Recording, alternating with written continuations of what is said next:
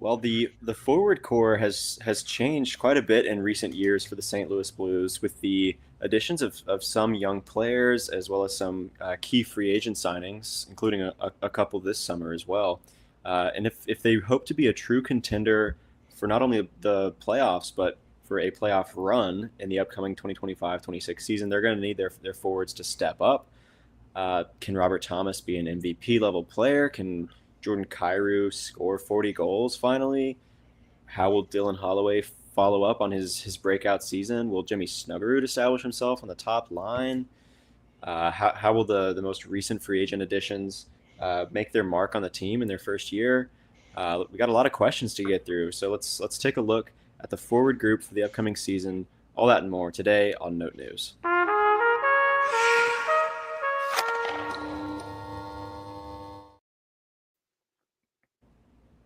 Welcome into another episode of Note News. We're a St. Louis Blues podcast. We go live twice a week talking all things Blues. And during the off season, we're currently previewing the upcoming season. 2025-26 should be a fun one after some, after a surprise, an unexpected playoff berth in 24-25, and really an all around great season, really fun season from the Blues. So right now we're sort of going uh, through each position group and previewing what we might expect from that group in the upcoming season. So we just did a few days ago a similar episode where we covered the defensemen. So go check that out if you haven't already. Um, we're doing forwards today, but if you're interested in this type of content, we're going to be providing it all summer long, hopefully twice a week, as I said. Um, so the best way to follow along and join us whenever possible is to subscribe to our YouTube channel if you haven't already. I think we're at exactly 500, which is like the milestone we've been working to for a long time. So thanks to everyone that has helped us out with that. That's awesome. And Yeah. hopefully, there things fluctuate a little, so it could go back down. But once we're safely in the 500s, I think we'll talk a little bit about what that can mean for us, um, and for you, the viewers. Yeah, we hit 500 last night and then it went down to 499 and now it's back up to 500. So, thank you everyone preemptively. We really appreciate the support and um, we are very happy to keep providing content for you every week.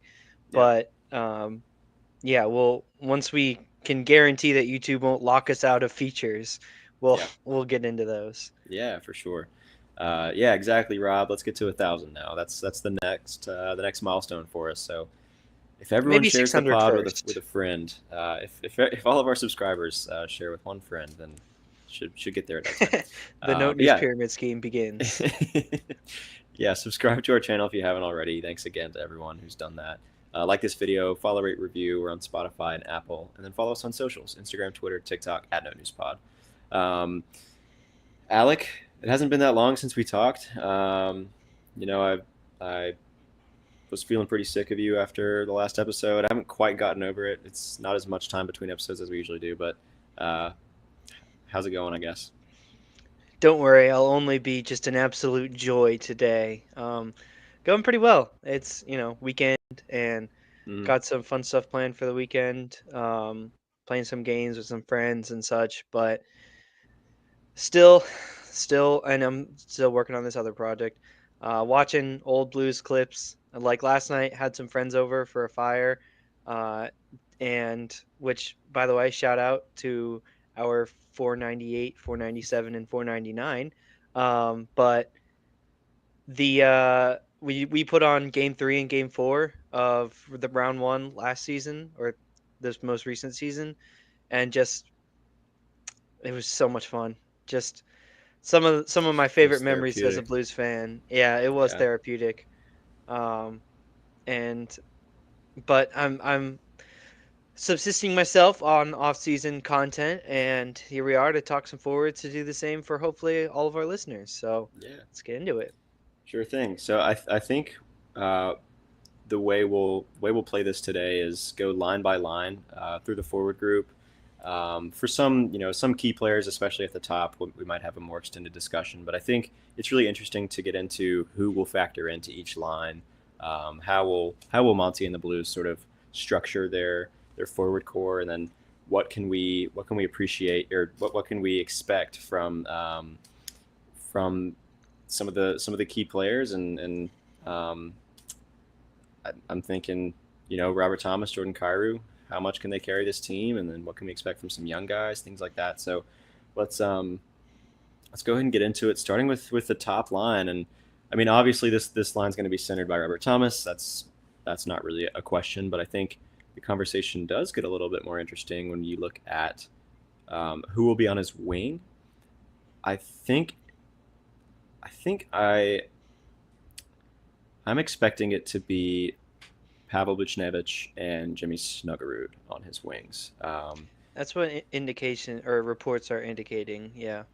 Yeah, so I mean, how good do you think that line can be? I mean, Robert Thomas, we've spoken ad nauseum, especially recently, about the type of player that he can be, like the ceiling that he has, and the pace that he's played at in the past. Um, but if we get a bounce back from Pavel Buchnevich, he is playing more like Buch from 2 or 3 years ago. Um, Kind of a solid two-way winger. If we combine that with like a full season of Jimmy Snuggerud, assuming that Snug, you know, picks up right where he left off in the first round of the playoffs, he looked like he belonged. He looked solid. I think everyone was pretty pleased with what we got out of Snug at the end of the season this year.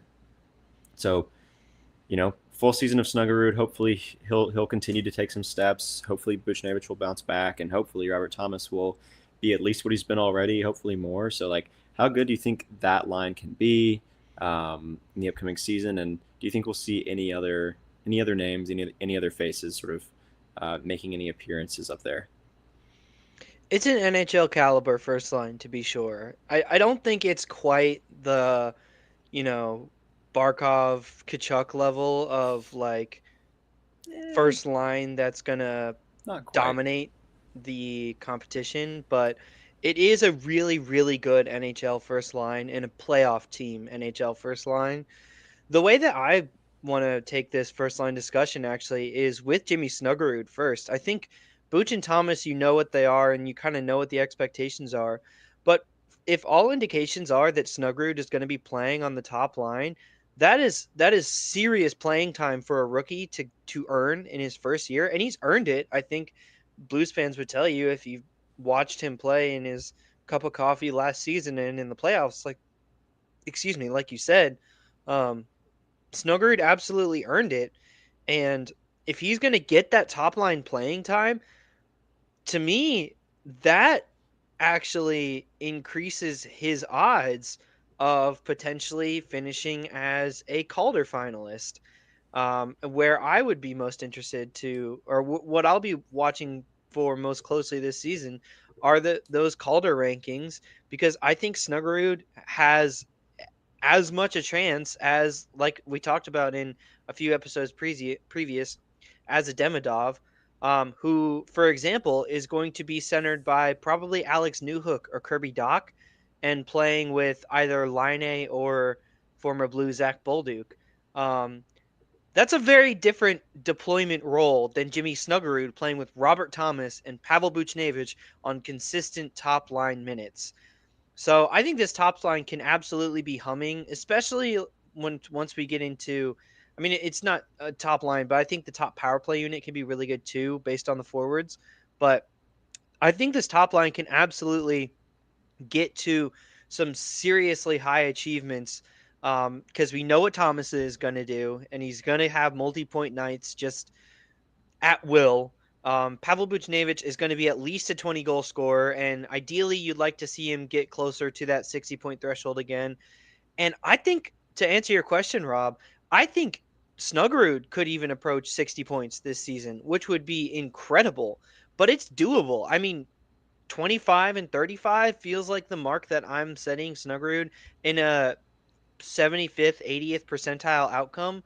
to see him set that with Robert Thomas. If Thomas has the season that we all know is just waiting like inside of him to spring forth, then Snuggerud I see as the main benefactor of Thomas's playmaking, scoring.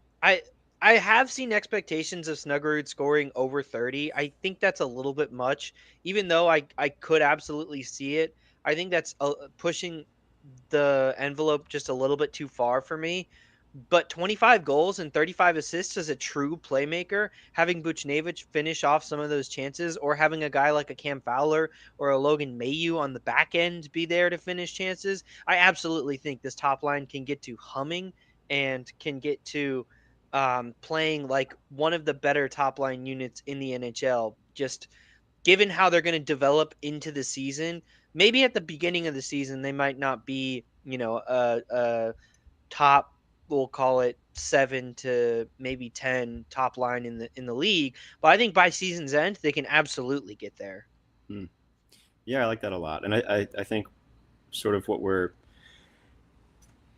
discussing here is one of the better case scenarios, right? Like a bounce back, a breakout, and a career year from these guys. Like it's asking a lot, but to be honest, I don't know that it's that unreasonable. Like I think I really do think as well that how they kick off the season has as big an impact on this discussion as anything. Like For I sure. think uh, I think it's there's no understating the impact that starting as like as 2C, the impact that had on Buchnevich's overall season. Like he got off to a pretty poor start. Like we all saw it, and it took him a lot of time once he was pulled off of that position to really like get back into where he was comfortable and produce at the level that we've gotten used to over the years. And so I think maybe getting off to a good start on the first line with Robert Thomas as his winger, that could work wonders for a guy like Buchnevich. Same for Jimmy Snuggerud. Um, I think it's fair to expect more from Robert Thomas this year. At least 90 points, hopefully getting closer to 100. Like to be honest, I think that's reasonable given his track record and his Yeah. trajectory thus far. So I don't have like a lot of concerns about Thomas. Uh, Really, I think with him playing at the level he's more than likely going to be playing at, um, getting to play with him for Buchnevich and Snug like that could work wonders. But I think really they're just going to have to get off to a good start. I think Montgomery can help with that. He's a great regular season coach. And so yeah, I think we could see big things out of this trio up top. Yeah, and I mean on so I've said my piece about Snuggerud on Buchnevich, like for him to have that slow start to the season. Um, he still finished with like a fine season. He had 57 points. That was only 6 points behind the season previous in four less games, and like 10 points behind his best season, arguably in 2 years ago, or maybe his second best season. Um, like he still had a fine enough, like okay season. It wasn't like a bad season by any means. Hmm. So for Buchnevich, like if he bounces back to like from a fine season to a good season, which is not a lot of positive regression, like that's you can almost expect that level of Hmm. positive regression because it's a very, very small incremental jump to make. That's another like 25 and 40 point player, 65 point winger next to Robert Thomas as like a 50th percentile outcome, as like Yeah. a very middle of the road start for Buchnevich or finish for Buchnevich next year.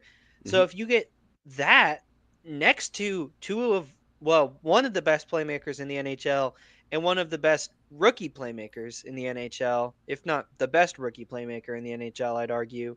Um, like now we're starting to talk about upside, and now we're starting to talk about like how this team can grow.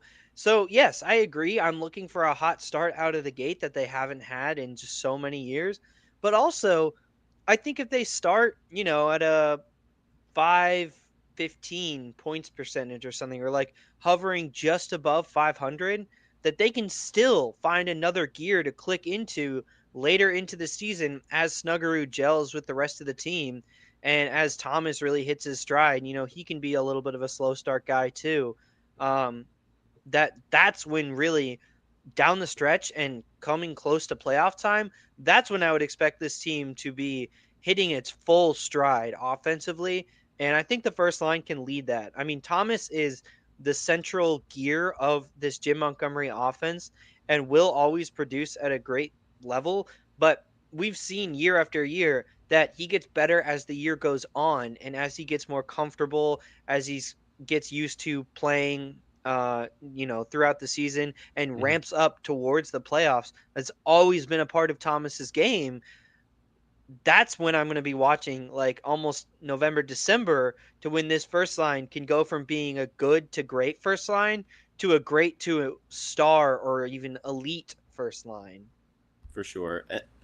I almost think in a lot of ways this, like, yes, we've talked about this a lot. Like, the Blues can only get as far as Robert Thomas takes them. I think the same can be said of this line, but honestly, it feels like the biggest wild card here is Pavel Buchnevich. It's like, if he is playing at a level closer to his career best, like, that could sort of make or break the overall season that this trio has. It like, if he can regress back to the mean in a positive way, both offensively and defensively, this line could be really solid. If he's a liability, or continues to go on like more of a downward trajectory, I think um, that could really damage their chances of being one of the better lines in the league. My inclination, as far as like what I'm expecting, what I think will happen, is more of a positive one. I think it's really fair to expect Buchnevich to um, bounce back, as I mentioned just a couple minutes ago. But it seems like he's an important one here. I have a data point to back that up that Yeah. Buchnevich was not just it wasn't just playing at center that messed with his game. It was, or rather, I should say, when you started to see him play his best hockey was down the stretch. It Yeah. was really like not even post four nations for Buchnevich. It was like into the final month of play, he really started to heat up because I think he missed some time again due to injury in like March or something, if I remember correctly, or like Hmm. early April. Came back, played really well, and then in the playoffs went over a point per game, scoring 8 points in 7 games, with obviously that hat trick, and then had 5 assists on top of it. Buchnevich really started to heat up towards the end of the season. So if he can carry that momentum into next season, where he'll just be playing top line wing minutes the whole time, um, I think there's reason to like real reason to think Buchnevich can get back to his career norms because he was doing that at the end of last season. He just didn't have enough games for the numbers to sort of level out. Yeah. And let's not forget that big game he had in round one, right? He I haven't forgotten. had himself a I hat just trick watched it there. last night. Yeah. Awesome. Yeah, I'm excited to see a full season of these guys, and I think it's fair to expect big things. Why don't we move on to the second line, which in a lot of ways, at least last year, um, was the Blues' best line. They were borderline, if not just straight up elite, when it comes to lines across the league. The Holloway, Shin, Kyrou line was fantastic on both sides of the puck.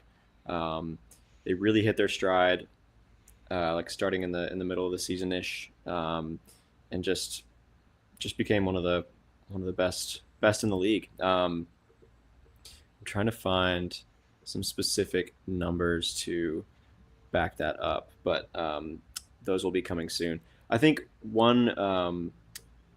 Let me throw this question to you while I look for some of these stats. But I think one of the big questions on a lot of people's minds, and we've addressed this as well. I've sort of given my opinion on this.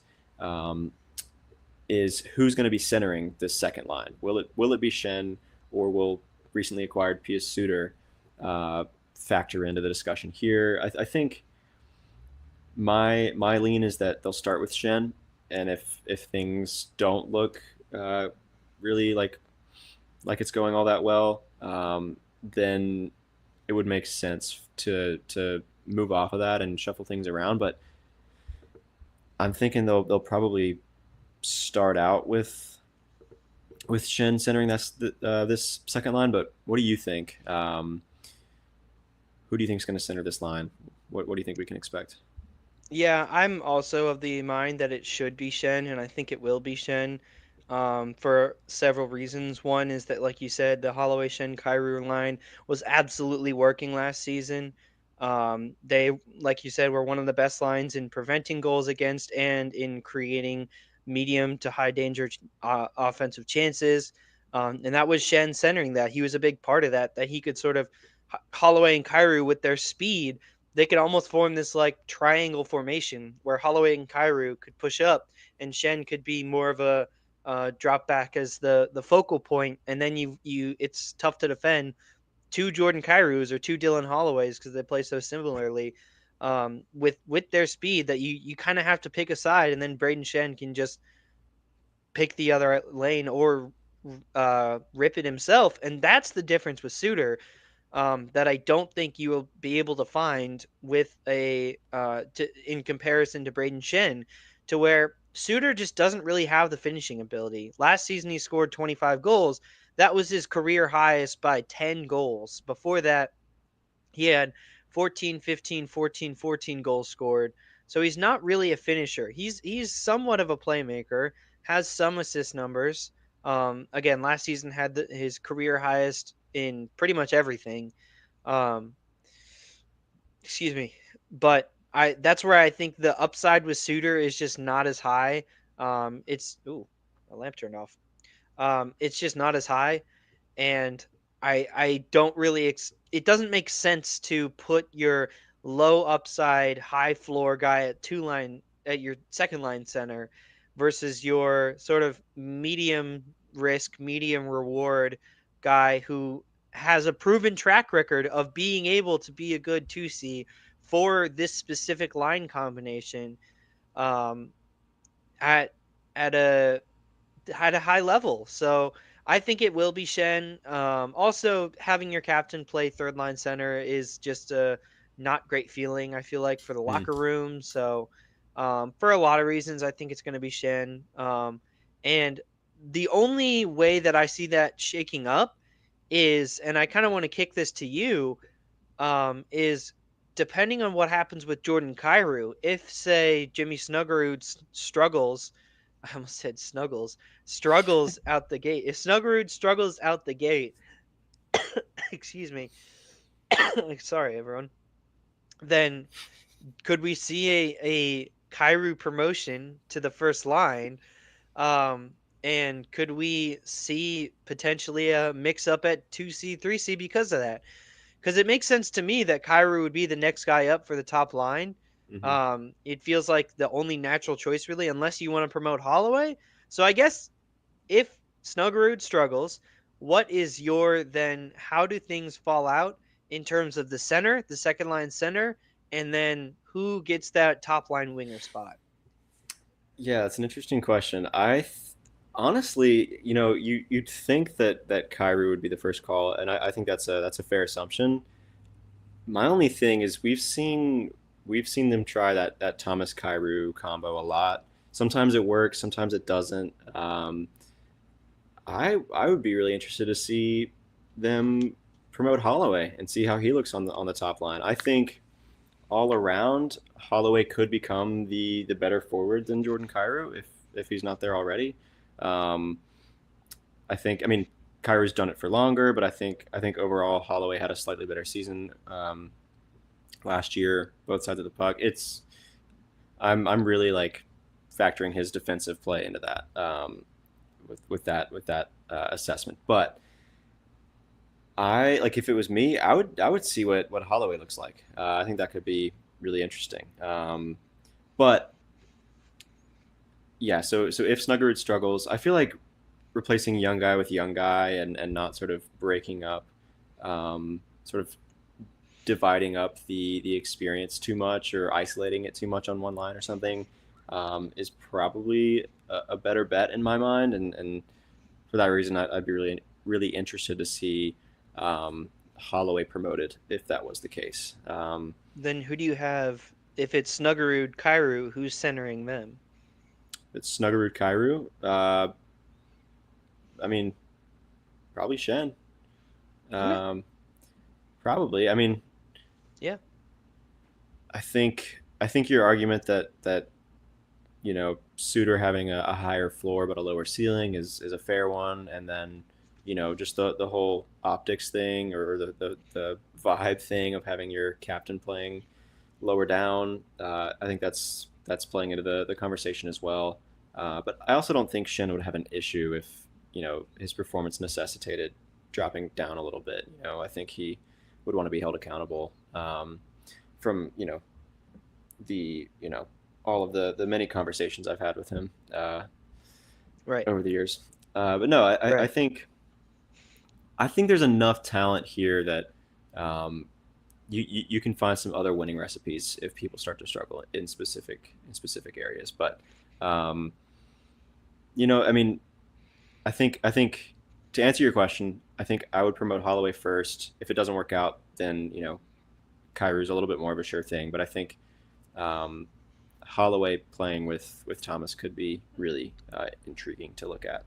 Um, Anything else to add on that All right. before I provide some stats here? I finally tracked them down. No, go ahead.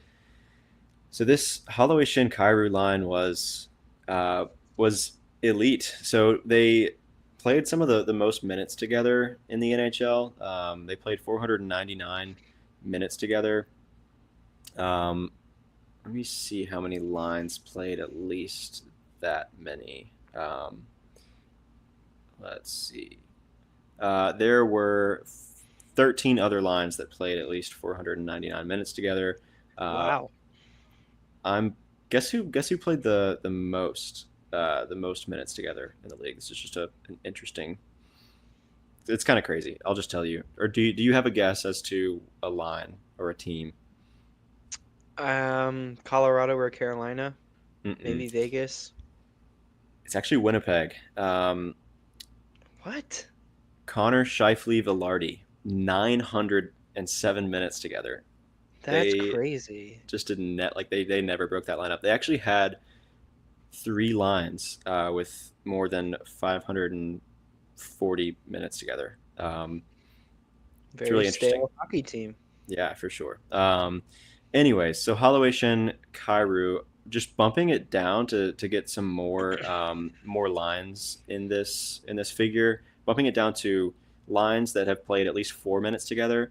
Um, Holloway Shin Kairu ranks fourth in expected goals percentage, 57.7 above them. Um, Forster, Cates, Brink, Nyes, Matthews, Marner is in second, and then number one, Verhage, Barkov, Reinhardt. So that's expected goals percentage. Looking at like expected goals uh, per 60. Offensively speaking, when it comes to expected goals, this line was towards the bottom of this group. So there were 20 lines that played 400 minutes together. Um, but looking at defense, expected goals against per 60 minutes, they ranked second, 1.92. So um, really fantastic performance there in the expected metrics. Looking at the actual metrics, right, like goals scored, not just expected goals generated. They of lines with 400 minutes together led the league in goals percentage, 67.4. They are number one. Um, they let's see, offensively goals for per 60 minutes. They ranked sixth, 3.49, and then goals against they ranked fourth with 1.68. So just really solid all around line. In the expected metrics, they looked better defensively than offensively, but in the actual results, they were pretty balanced. One of the best lines in the league. So really, my point is they're probably not going to break that up to start the season. Um, I don't think they'll be afraid to make changes if things aren't looking as good, or at least close to what you were getting last year. Um, but I'd be really surprised to see them break this lineup. Just they were just so effective. Yeah. Nothing to add there. Just one of the best second lines, if not maybe the best. Because I mean, that was up there with Toronto's top line, Hmm. Florida's top line, and who was the other one? Philly's top line. That was expected metrics. Looking at like actual goals percentage, they were first. I said. Next was Calgary, Coleman, So the Backlund, best line Coronado. in the NHL is what Yeah. I'm hearing. Looking at actual results of like goals percentage, yes, yeah, um, yeah. Like the rest of the top five, Coleman, Backlund, Coronado, Calgary, Appleton, Lowry, Niederreiter was third. Ehlers, Nemesnikov, Perfetti was fourth, and then Gensel, Point, Kucherov was fifth. So I mean, like they're up there. Like other lines on this list, just Dang. looking at some big ones like Slavkovsky, Suzuki, Caulfield, Matthews, Marner, Barbashev, Eichel, Stone, Verhage, Barkov, Reinhardt. Um, like there are All some were outperformed by Holloway, Shen, Kyrou. yes. Surprise piece of trivia. The Blues have one other line that is on this list of 400 minutes together out of 20. Care to guess? Tell me it's WTF. Sure is. Yes, sir. You'll never guess who of the lines that played 400 minutes together who ranks dead last in goals percentage. Oh. Yeah, Oh. it's Walker, Toropchenko, Faxa, but they ranked well Now we got defensively. Bukestad. That's right. Yeah, So and let's they did let's rank really well defensively. yes, for sure. That was just offensive liability speaking. Let's move on to the third line, shall we? Because I think now that we're into the bottom six, there's a lot more permutations that could really take shape here. Um, so according to Daily Faceoff, I'm looking at projected line combinations for the Blues. They had Suter in the in the 2C, sorry, but I think we're sort of operating on the assumption that he'll start off as the 3C. I think Yes. Jake Neighbors and Matthew Joseph are sort of um, the assumption. You know, that's what we're assuming. That's who we're assuming will play in the third line. I think you could see Texier work his way in there. I think you could see Nick Bukestad work his way in as a winger. Uh, Bukestad and Suter can both play center and they can both play wing. So like there are some permutations here. As I said, I think Suter's probably center. Bukestad, I could see him playing wing. I've seen some people in the Blues space sort of project him playing as a bottom six winger and leaving Sonny as the 4C. But um, yeah, I mean the sort of line construction conversation starts to get interesting here. Like, who do you see playing on the third line? I think for me, it's obviously Suter and Neighbors, and that third spot is where I think there's a little bit more of a conversation to be had. But yeah, what are your thoughts? What I would like to happen is I would like to see Bugstad on the as 4C and Matthew Joseph fill in as the other wing option on the third line. So it would be Neighbors, Suter, Joseph.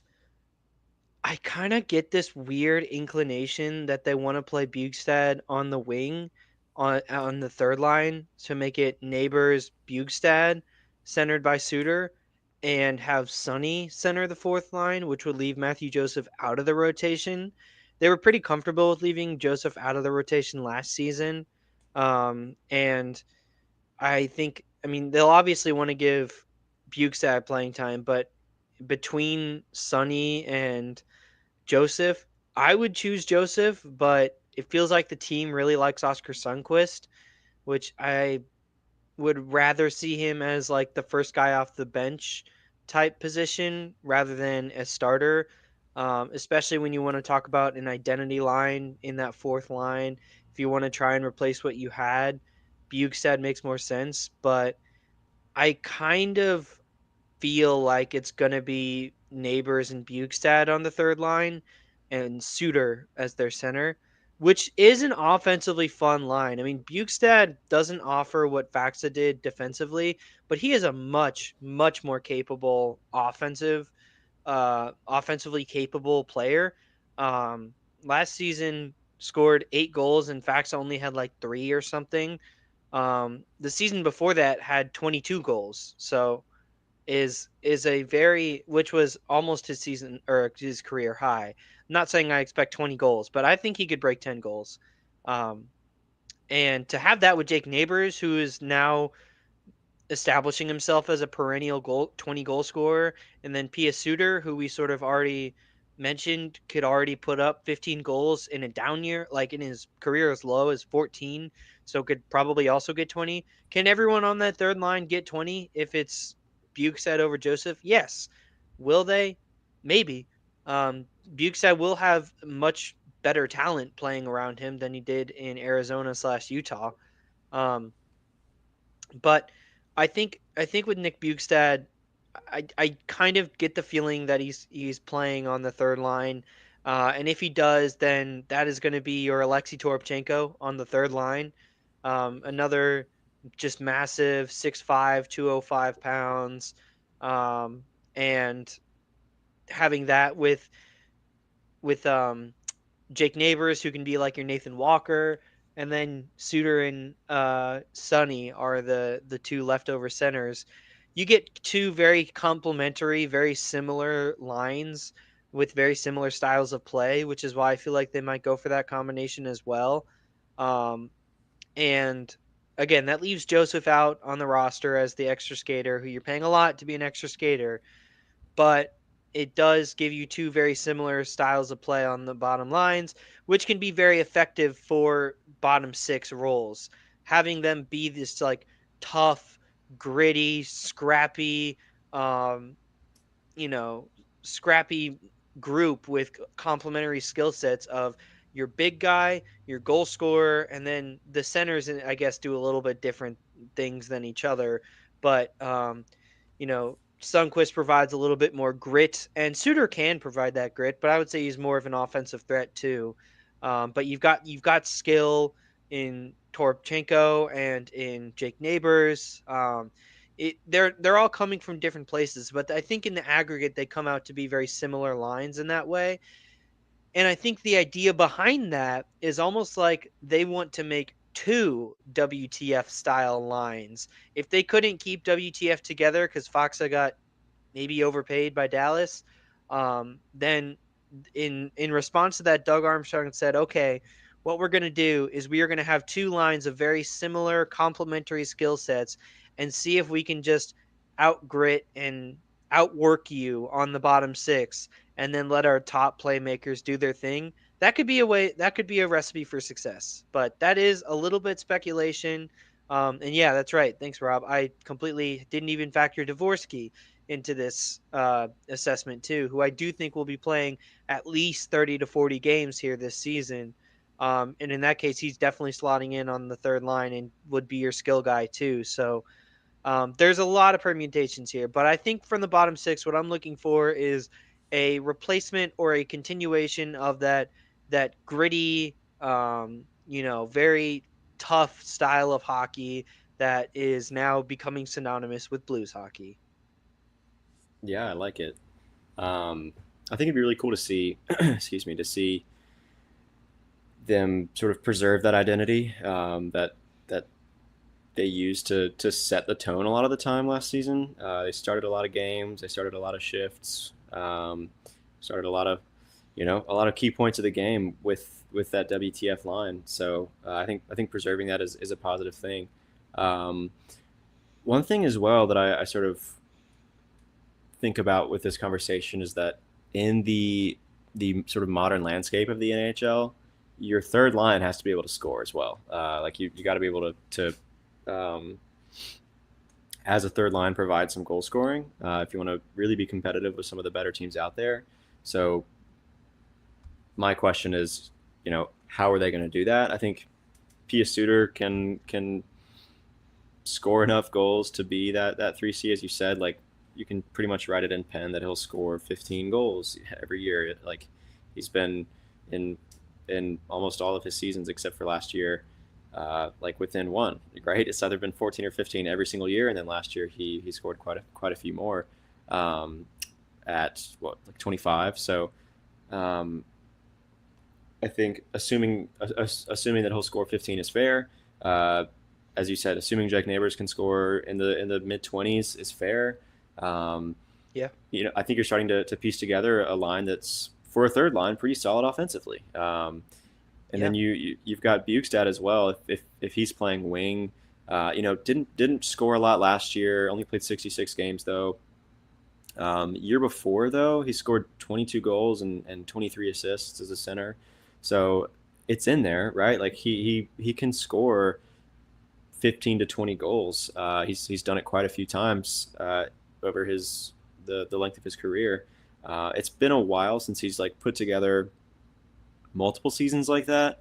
Um, but it's in there is sort of my point. It's something he is capable of doing. Having one question mark is fine, especially And on for the him to be on a definite playoff team rather than a sure middling to probably bottom of the league team like he had been playing on for a long time also changes that expectation, I think. for sure, definitely. And if it's Matthew Joseph, I think he's scored around 10 goals a few times. I think if he can get back to that, like you take that. So especially with what he can provide defensively, but um, I think with this third line, I think preserving that identity is definitely a good thing. But I would also hope that they are able to score as well because that's what it takes these days. And maybe it's Dvorsky as well as you said. Maybe he can sort of play on the wing and um, provide some of that offense once he sort of gets his feet under him. That could be a lot of fun. As far as the bottom line goes, who did you say you wanted playing center down there? I like Bugstad, but I think it's going to be Sunny. Yeah, I think I agree mostly because I think Monty loves Oscar Sundquist. Yes, Um, he's I sort think of so too. been quoted as saying, uh, you know, he's been quoted as expressing as much.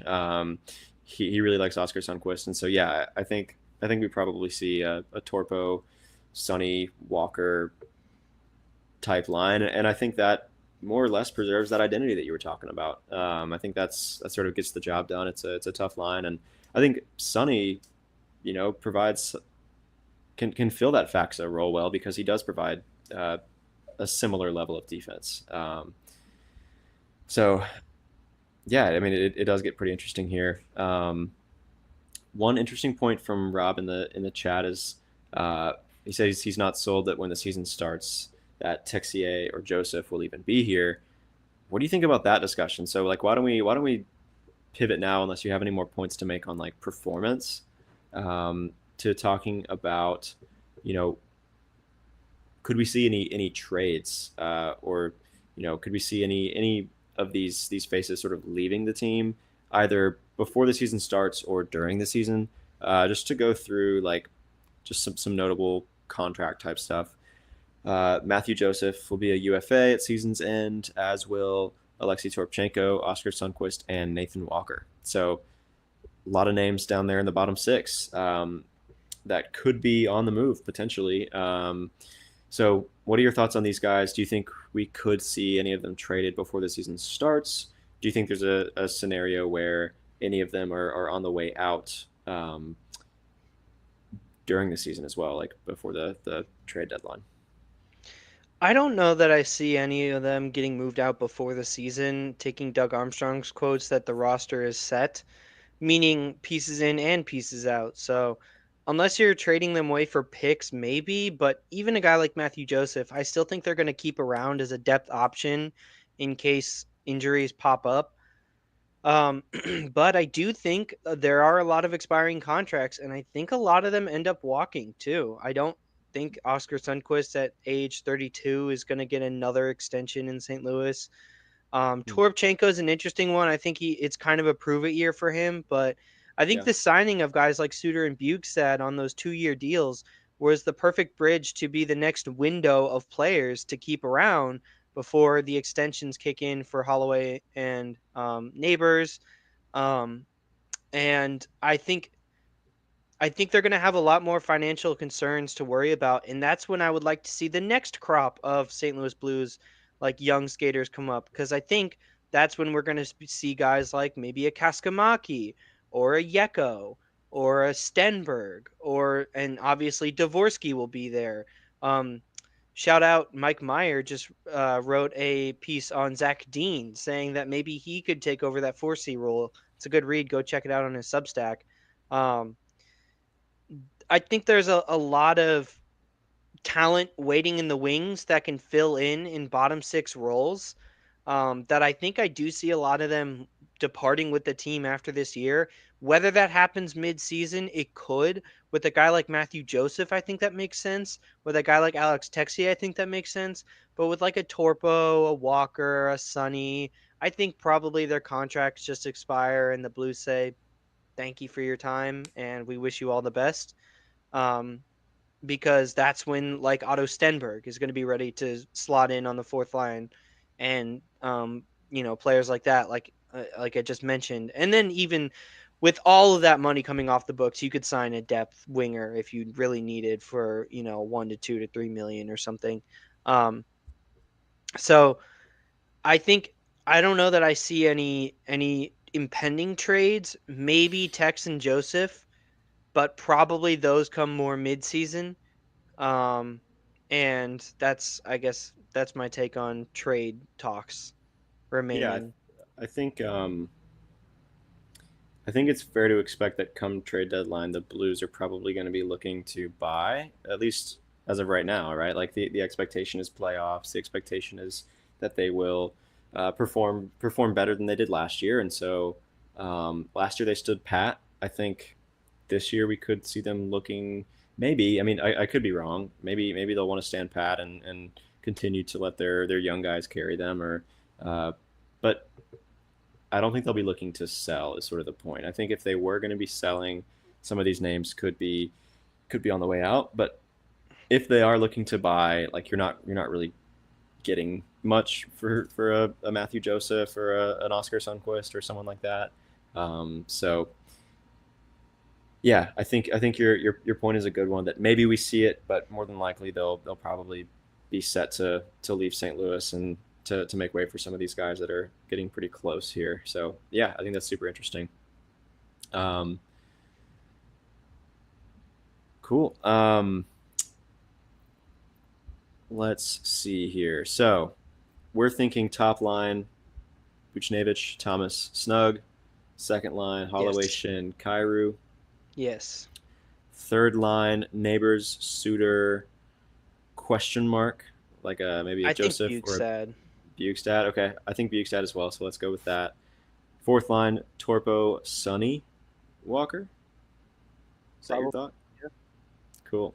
I think I so. do want to ask like a couple more questions. What is Nathan Walker's ceiling this year, Alec? What do you expect out of him? Um. So you, You sign him 8 by 8 to extend him is my other question. yeah, you ever heard of this guy Evgeny Malkin? Now imagine if he was from Australia and 31 years old. No. Walker, I mean, he is what he is. He's so much fun to watch play, and he's gonna probably be second or third on the team in penalty minutes. Um, but if you want to talk about production, if he gets to 10 goals, that's been the benchmark I've been setting for him, and he's never approached there. And I don't think this is the year, unless the question that I want to bounce to you is the Dalibor Dvorsky question. And you asked me if Sonny could be the 4C. He could. There is a center option who the Blues would be more interested in trying at center sooner than later. And there could be an opening just to stick him on the fourth line, see if see how it goes. Even if there isn't the best chemistry, it's at least getting him ice time minutes at center. What would be your thoughts on Dvorsky at 4C? I don't know if I'd like it all that much. At least not as much as I'd like him playing like wing on the third line. I think getting reps at the center position is important. I think more important, just generally speaking, is getting reps in the NHL at all. But they're at an interesting point where like these games do matter. They are not in the middle of a rebuild or whatever. They are looking to take steps, and so Right. um, I think it's sort of a better, safer play to let him get his feet under him at a less important position, and then maybe move him into like a full time center role the following year, sort of like what they did with Robert Thomas earlier on in his career, or something like that. Is probably what I would prefer. Um, but I mean, I wouldn't hate it because we kind of the Blues kind of need him to be uh, at least a middle six center option for them, um, if not 2C, right? So you know I wouldn't hate for him to get those reps at center. I don't know if he feels like if they want to preserve the identity of that line, Dvorsky's not the best option available, obviously. With sort of the the role that a lot of fourth lines play in the NHL, it seems like maybe tougher minutes than he might be ready for at his age, and given his level of experience. But um, I wouldn't hate it. I think there are better options for him though. I'm trying to find the specifics right now, and I'm struggling to do so. But I do remember looking into Dvorsky as a face-off taker, and Hmm. I do remember seeing him actually being kind of above average in face-off winning percentage, like in the upper 50s. Now in the AHL, so Yeah, that is a caveat there.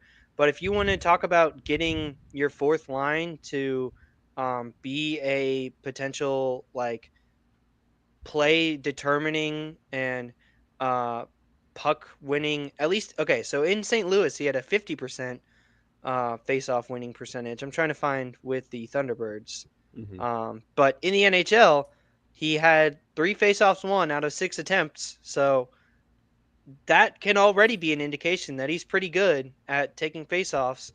Um, and if you want your fourth line to be just to offer another perspective, if you want your fourth line to be a you know, controlling the pace of play, and to do so, you have to win faceoffs and control the puck. Um, I'm yeah, intrigued. I sure. I think I kind of agree with you that probably the best is play Dvorsky on the wing, and then I want to ask you like who gets kicked out and what's the lineup there. But probably I agree with you that I think the best spot for him is third line on the wing. I think it's that third spot. I think it's that question mark we sort of had. I think Neighbors is like a clear middle sixer to me, whereas Bukestad feels like more of a bottom sixer, and so I think Bukestad would be the odd man out in that scenario, and um, So is that's he a bench piece or does he play 4C then?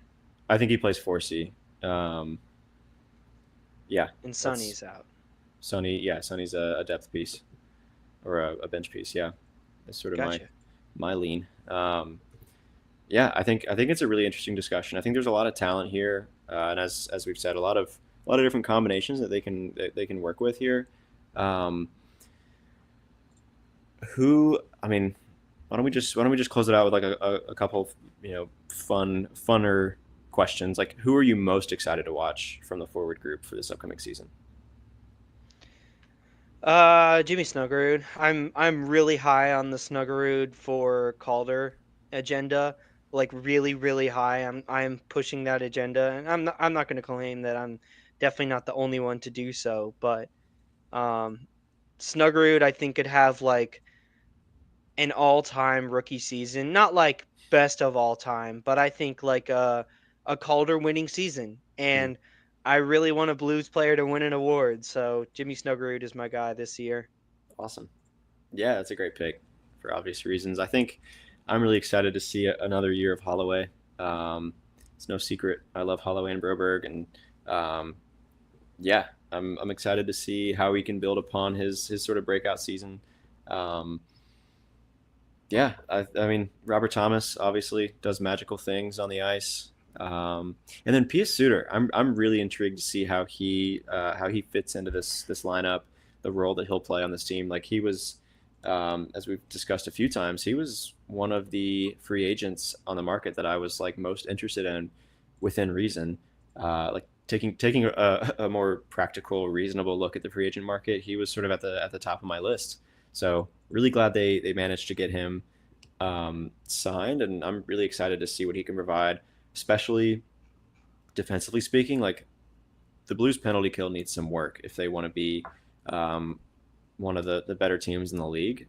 Special teams is the name of the game a lot of the time, and so their penalty kill being as bad as it was last year is not really an option. And I think Pius Suter can be a big help on that front. So really excited to see what we get out of him. Yeah. Awesome. Yeah. Anything else to add on the forward group for the upcoming 25-26 season? I mean, if you're gonna win in the NHL, you kind of have to win with your forward group. I think we're seeing that trend play out across the league. And if you asked me the question at the beginning of this season, can the Blues win with their forward group? I would say absolutely yes. I don't know that it's necessarily maybe to the Stanley Cup contention level at the beginning of the season, but that is because of the unknown quantities that haven't been set yet, like Jimmy Snuggerud, Dalibor Dvorsky, all these young pieces. What can Dylan Holloway be, etc. Mm-hmm. I think that development could even come within this season to becoming a Stanley Cup contending forward group. We just have to see it play out and see it happen for me to believe it, as it were. But I think they are a good to great forward group with the potential within the season, with no changes to be made, to become a great to superstar or even elite level forward group. I like it. I like it a lot. Yeah, I'm expecting big things out of this group. Expecting big things out of the Blues this upcoming season, and I think the forwards are gonna carry this team. As you sort of described it, like the whole pitching backwards thing. Like they're really valuable, obviously offensively as forwards, but like defensively, they're some of the most valuable players on the ice for the Blues. And so, yeah, really excited to see full season of Monty, as Rob said in the chat. That can work wonders as well. So Yes. we've made it to I'm buying August. all of the Jim Montgomery stock. Yes, for sure, for sure. We've officially made it to August. It's August 2nd as we record. We've got about 2 more months to go, buddy. 2 months and some change. We're getting there. We got this. We got this. For the remainder of those 2 months, we'll continue to preview the upcoming season and provide content as consistently as we're able to. We typically do 2 live streams a week, so we'd love to have everyone that's able to join us. Hop in the chat, ask some questions, join the conversation, all that good stuff. You can watch live, but you can also leave comments and reviews and things like that after the fact. So we appreciate everyone that engages with us in all those ways. If you haven't already, please subscribe to our YouTube channel. I think we're at 500 even. We'd really like to sort of build on that and have a nice cushion, get past 500 and work our way to 600 and beyond. But this was sort of the big the first big milestone for us was getting to 500 subs. And so it's been an awesome 14, 15, 16 months or something like that of Note News. So we really appreciated all the support from our community, and couldn't do it without you. So we really appreciate it. So hit that button if you haven't already. Like this video, follow, rate, review on Spotify and Apple. Those ratings and reviews go a long way. They really help promote the podcast to other potential listeners. And then follow us on socials, Instagram, Twitter, and TikTok at Note News Pod, where we post a lot of other great stuff, announce when we're going live, all that good stuff. So that'll do it. That'll do it for us this time. We'll see you next time on Note News. And of course, as always, let's go Blues. Let's go Blues.